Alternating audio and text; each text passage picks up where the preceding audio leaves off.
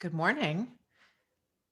I thought I would record this for you while I'm still half asleep to sort of prove the point of the post. It has come to my attention that I misinterpreted one of the questions that was asked yesterday that I answered in the 10 and 20. And so I just wanted to take this opportunity to address the question as it was intended. So the question was, how can I be 100% ready to go in the morning, prepared and ready to go in the morning? So this question came from Natasha, and a little birdie told me that I misinterpreted it as you intended it. So here we go. I interpreted that, as you all know, as kind of a motivational question. But I hope I get this right, Natasha. But what I think that you're asking is, how can I prepare my voice? How can my voice and my person be 100% ready to step into the booth in the morning? So let me answer it from that perspective. Okay. I do think that it is entirely an individual process. Um, I, for one, for voiceover, I don't warm up.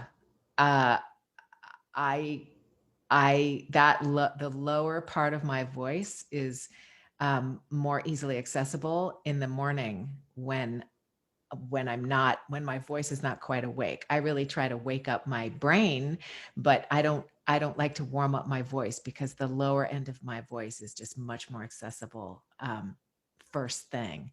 So whether it's an audition or whether I really try to book certain, if I'm able, to try to book certain kinds of jobs in the morning, like promos where there's a certain gravitas that's necessary, or evil queens, that sort of sit down low and threatening, so I try to book those things in the morning so that I really have good access to that. And then that, those sort of morning auditions and morning sessions sort of prove to be my warm up for the rest of the day. And then the rest of the day, whatever I might have on the schedule, that's where I'm using kind of my, you know, the most commonly used part of my voice in the mid range, right, where I normally speak. Um, I will say this, if I have to use an upper register, which is pretty rare for me, but sometimes I do, if it's an animated thing that is a goofy or younger kind of character than where my voice naturally sits, then I do have to warm up because I have to get the high end that I don't use that often sort of prepped and ready. But I don't go through any specific um, routine to get my voice warmed up. Just by using my voice naturally, by speaking, talking to my daughter, talking to the dog, talk to my dog, but you know what I mean. What a good girl. um, like it just happens very, very naturally. By late morning, early afternoon, my voice is totally warm and I have the full extent of my range, really. Um, so, um, so really my prep in the morning consists of my alarm going off at 6 in the morning. I take my thyroid pill, more than you ever wanted to know about me. And then I stay in bed for 30 more minutes. And then as soon as the 6:30 alarm goes off, I march straight over to the espresso machine because that is probably the most important step in my wake up, get ready to get in the booth routine. Just to let you know how important that machine, my espresso machine, is to me, I have an espresso while I'm making my latte. So I probably have 3 or 4 shots of espresso in the morning to get myself going. Um, so there's that. I do want to say this, that when I was a singer, I don't really sing very much anymore, but when I was a singer, it was a very different story. I had to warm up because I was using the full range of my voice to sing. Voiceover is very different. Voiceover is sort of our speaking range.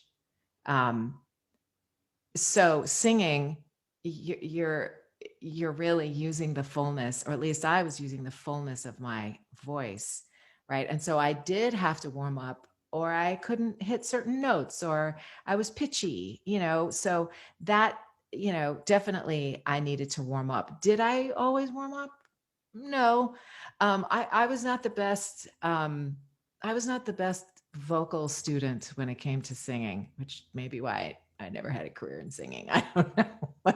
um, anyway, I think those are two different things, because in voiceover, unless we're doing, a really rangy kind of an animated character, we're not really using the extraordinary fullness of our range. We're speaking right in that, our comfortable speaking range. That's really what we do for the most part. So what else did I want to say? So all in all, I do think it's just highly individualized. If you are a person, if you have allergies, there were seasons in my life where I had to get up and do it like a nasal rinse because my allergies were so bad, that I just had a lot of phlegm I was contending with. And so I had to do that. I've really streamlined my allergy treatment. I do take allergy medication, but I don't have any of that sort of excess stuff in my throat and sinuses to contend with anymore. But if you do, that about yourself, and so that's going to be something you're going to do, because you know it about yourself, because it is a part of your life. So um I'm trying to think if there was anything else I wanted to say about it, really, except to repeat that it's highly individualized, and it depends upon the type of work that you want to do. Um, Again, most of the work that I do is really right in my mid-range, my mid to lower range. That range doesn't need to be warmed up to be really functional. That is, the depths of my voice that's really sort of that's my sweet spot, and it's my money making range.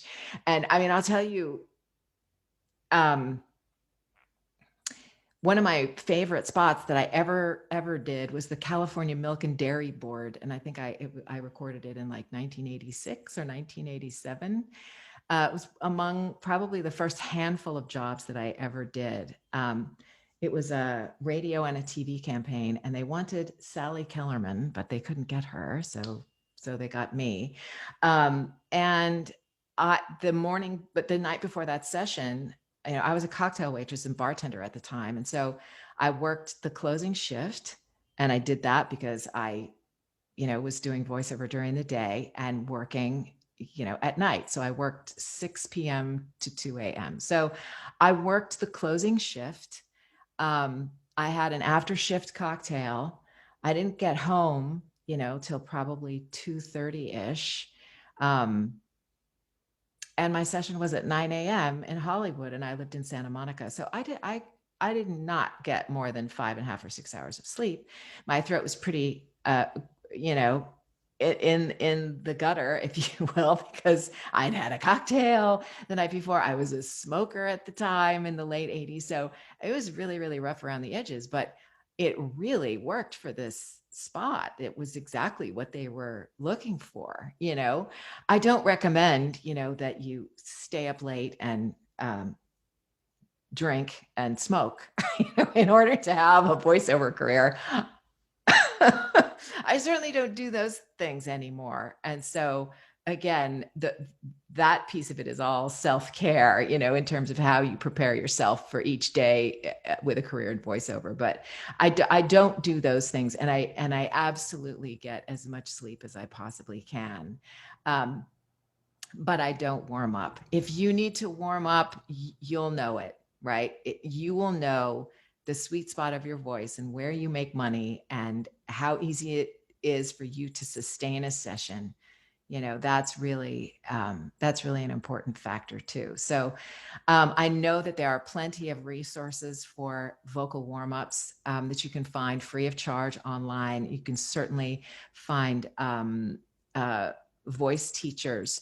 You can spend an hour with them, and you can get yourself a sort of personalized warm up. I don't have those resources at my fingertips, but I definitely know they're out there. And if you are interested in such resources, let me know in the comments, and I'll be happy to gather some for you. Because I do know of some good voice teachers. So was that it? I think it's safe to say that there are plenty of people in the realm of the voiceover world who would, watch this video and think that I was nuts for not warming up. And okay, I admit that I'm nuts. I don't know what else to say about that. I know voice teachers are real sticklers about warming up our throats and all of that. So take my advice for what it's worth. I've managed to cull a career out of my practices. So I guess that speaks for something. Wow, I think this has been entirely unhelpful, but I just thought I would acknowledge that I misinterpreted the question, and I wanted to address it as best I could. So I hope that's a little bit helpful. If any of you have particular things that you do to warm up, or things that you find helpful, please post them in the comments of this video. I think that would be great to know what y'all do in order to warm up. So there you have it. I hope that you'll also go to the Thankful Thursday post in the group and add a comment there about what you are thankful for this week. I always find myself like I have so much to be thankful for. That's the truth. And so I'll just say that I want you to know how thankful I am for all of you, and for your willingness to give me your attention on these things, and to be here and to help support everybody else in the group. So I am thankful for you. I hope you have a great remainder of your Thursday, and we'll talk soon.